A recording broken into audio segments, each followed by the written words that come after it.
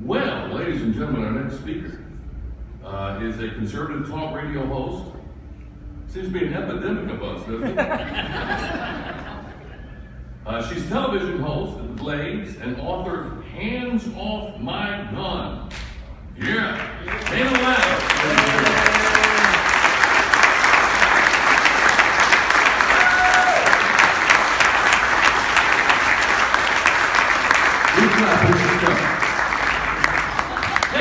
Ladies and gentlemen.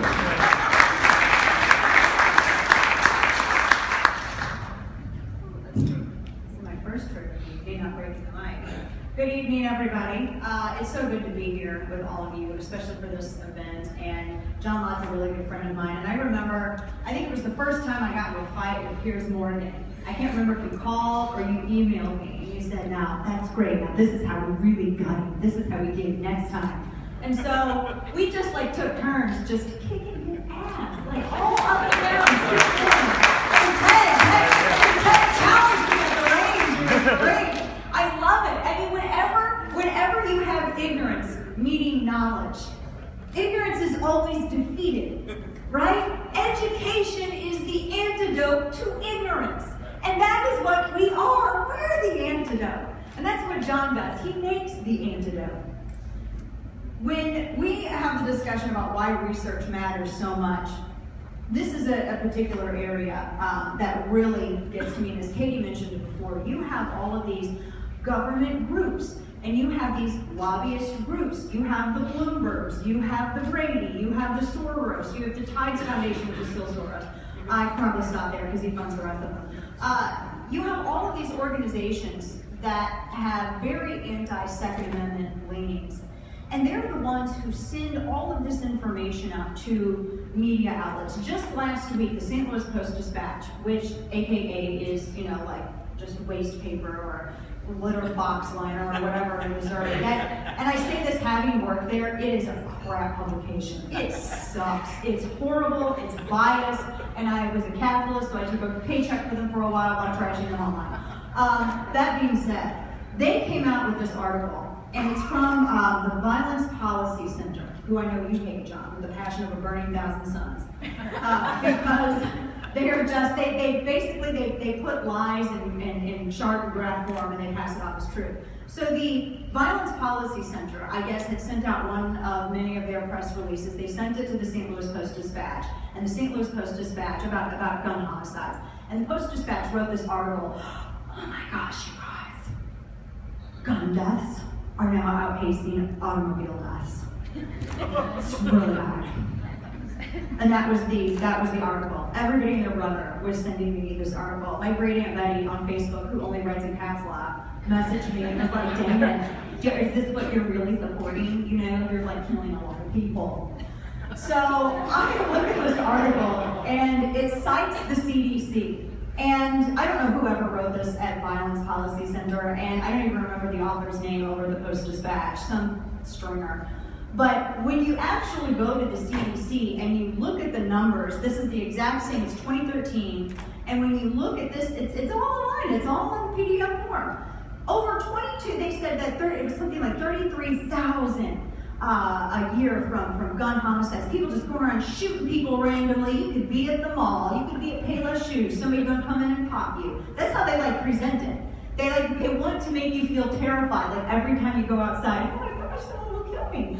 But when you actually look at the numbers, again on the CDC's own website, over 22,000 of those are suicides, which are, it's bad that somebody wants to off themselves like that, but don't sit here and blame my, Second Amendment rights for that, because I didn't cause someone to do that. But they conflate all of these numbers to push this narrative. It's the same thing that took place, and I know John specifically wrote about this at Crime Prevention Research Center, crimeresearch.org is the website. I know he specifically wrote about this over at his website. He had said there was there are more school shootings now than there have ever been in the history of the world. Every day a school's being shot up. And they came out with this statistic sheet. They came out with all of these, look at this was a school shooting, this was a school shooting. And when you actually go and you looked at the examples of school shootings they were giving, they would cite a drug deal that was 3 blocks over at 3 a.m. and they cited that as a school shooting because it was in a schoolish area, I guess, you know? There were a ton of examples like this. I mean, I think like 3/4 of the list were these added in and used to inflate this number to terrify parents to think that their, you know, little Jimmy or little Susie were just gonna be shot up when they went to school. The one that really ticked me off though was that idiotic study from Arthur Kellerman. This was the study that said women were just too stupid to have firearms in the home.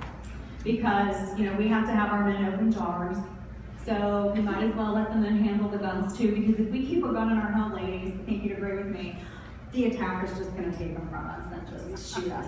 I mean, that's what Dr. Arthur Kellerman said when he came up with the study. That's what it said, women too stupid to own guns, basically. The sad thing about this is like an Ike Turner, Tina Turner sort of relationship here with statistics and media. They came out with this and the media was like, ladies, did you see this latest study? You're too damn stupid to own a gun. Give it up. You're just going to get killed with it. You try to defend yourself, you're going to get killed with it. I heard this ad nauseum over and over and over again. Women's groups picked this up. Women's groups. Like now, when then of course the Bloomberg Fembot Army, all of these things, they all picked this up. The moms demand action, but not in a bar-rated manner. They all picked this stuff up. But then, for a number of years, Arthur Kellerman would not release his data. It's kind of curious, right? You come out with like a crazy study like that, and you think, look at my data, you know, suck it, haters, look at this. You'd think that he would be proud of it, but he hid it for a long time. And a lot of researchers, including our friend John, was asking, where's your data, Arthur? Like, what's wrong with this? This doesn't make sense. Well, finally, the true story came out. Kellerman's methodology was horrid, and again, just like with the Everytown and Violence Policy Center, they padded the numbers with cases. Like Kellerman used examples, aside from the methodology, he used examples of women who were like not even home, who had been like attacked randomly by someone, by a criminal with their own illegally possessed firearm. And they were trying to use that as an example of women being killed with their own firearm. I don't understand the female hate here. That's the real war on women, this idea that somehow women are too stupid to own guns, or we're somehow too fragile to own firearms. And I saw this advertised,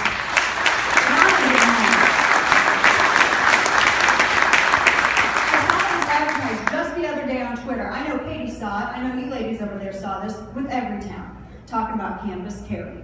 They had a picture of red Solo cups with some beer in it, and they had a picture of a gun sitting on the table, and it was like, parents, you would trust your daughters with a gun, like to go to college like this? Oh my gosh, they're just gonna die.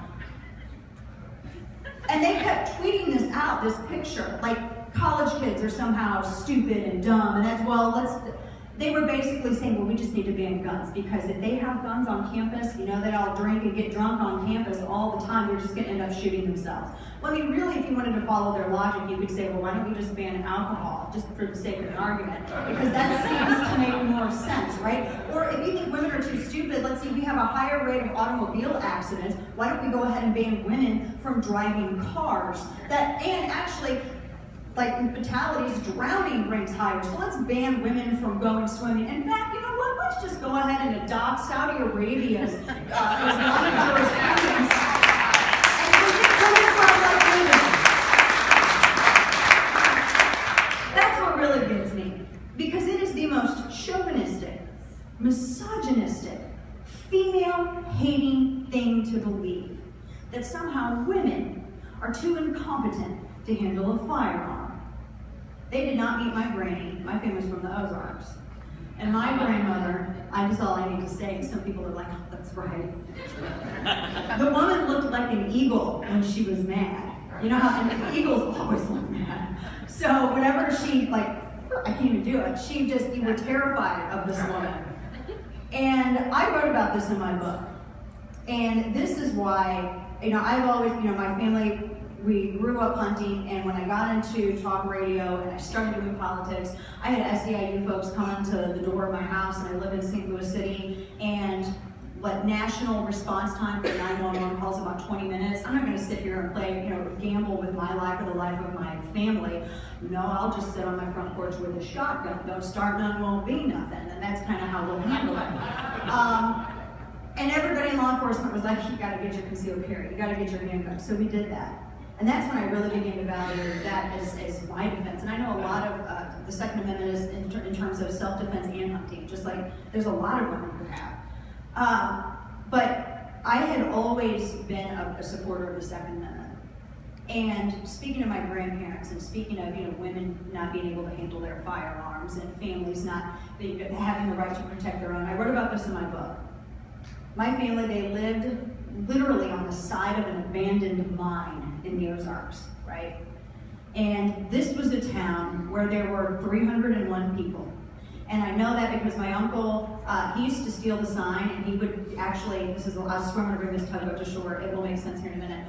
He didn't go on cruises like normal people. He would book passage on like barges and like merchant, and they would like go to all these weird ports of call. That's what his vacation was. And he liked to go up to the Arctic, and apparently people stick like city signs and population signs somewhere up in the Arctic. And so like every couple of years, he would steal the sign of Annapolis, Missouri, in Iron County, Missouri. He would steal their population sign, and it was like a big deal, and everybody knew it was them. Anyway, so that's how I know it was 301 people. One stop sign, one restaurant, literally called The Restaurant. Spelled that way too. One gas station. The nearest supermarket was like an hour away. The nearest movie theater was in Farmington, Missouri. So if something bad happened in Annapolis, Missouri, you were kind of on your own, unless you called the law, and then it's going to be about maybe 20 to 30 minutes for them to show up. So one night, I always spent the summers with my grandparents, and it was late summer. I was already asleep in my grandparents' bed because my grandparents, all the grandkids would sleep with my grandparents, like little kids like to sleep with all their stuffed animals, and they have them all. That's how it was in my grandparents' bed. And one of the grandkids would always fall between the bed and the wall and get stuck there for the night. That's how it worked. But we were dozing off to sleep, me and one of my little cousins. The window was open. There was an amazing breeze blowing through that window. And it was pretty late at night, and my grandpa was going to go to bed. My grandmother, I could tell her, she just turned off the evening news. And when they turned off the television, that's what I heard when I heard it.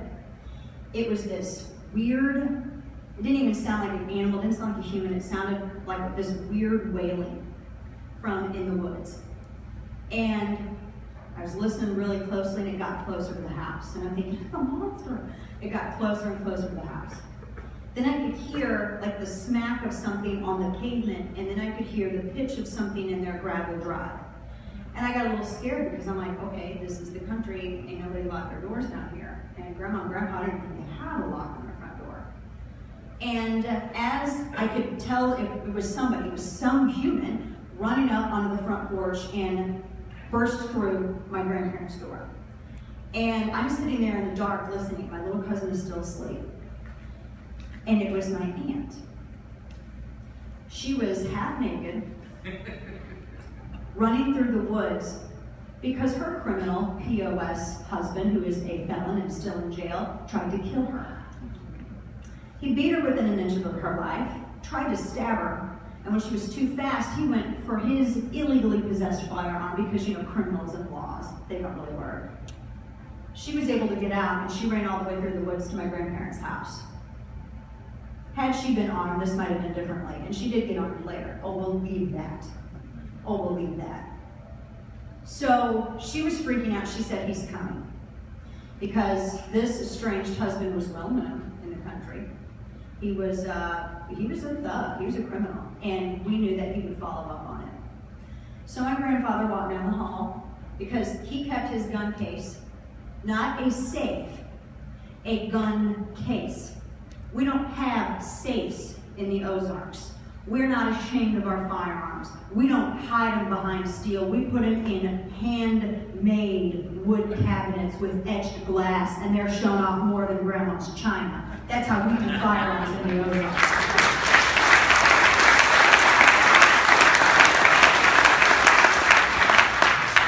My grandpa walked in. He had a safe in their bedroom and one in the living room. Walked in, and I was pretending to be asleep because I learned that you could get a lot by pretending not to pay attention.